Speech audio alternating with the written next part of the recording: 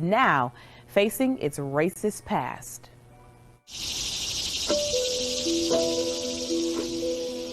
It is hidden in a narrow patch of forest between rows of $500,000 homes. Even looking straight down, nothing betrays the mystery of what lies beneath. These tombstones are all that's left of the old Black Baptist church at Stony Point. Look closely at the dates. Why do they all end before 1912? This is not evidence of promises broken, but of loved ones kept away, because the men, women, and children buried here were the only black residents of Forsyth County, Georgia, for nearly all of the 20th century.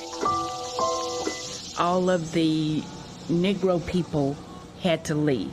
There was knocking on the door, and they were told to get out. Elon Osby heard the story directly from her own mother, Willie Mae Bagley, just a 2-year-old back in 1912 when the Night Riders came to their home and so many others in Forsyth County. Can you imagine the fear that they would have felt? William and Ida Bagley paid taxes on 60 acres they owned in 1912. We could find no record of any sale in the county courthouse except those of white men later selling parcels of the Bagleys' land to one another. The 1910 census showed the Bagleys among 1,098 black residents of the county, a tenth of the total population. By 1920, nearly every last one of them was gone. There are these long stretches where decade after decade, the black population of Forsyth County is zero. Historical photos show only white faces after 1912. So what happened that year? Thousands turned out to celebrate the public hanging of 2 black teenagers convicted in a single day by an all-white jury of raping and murdering a white girl named Mae Crow.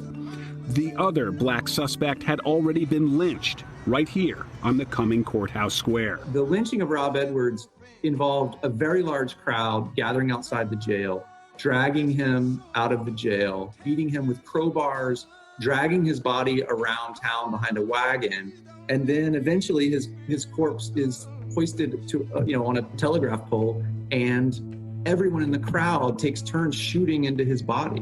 Just across from the spot where Rob Edwards was lynched, Lady Justice faces history wearing her blindfold. But soil from the square has been collected in a jar, and the name Rob Edwards will soon join the lynching memorial at the Equal Justice Initiative. The Community Remembrance Project of Forsyth County really got this rolling and worked with the Equal Justice Initiative. So they're going to put up a marker that will memorialize Rob Edwards and tell the story of that lynching. And that's going to be on the spot where he was lynched, which is something I never thought I would live to see. This with the marker is a first step.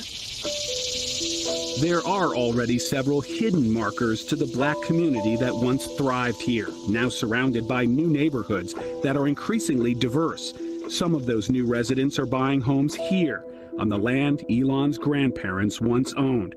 The old Bagley place is now among the most valuable real estate in Metro Atlanta.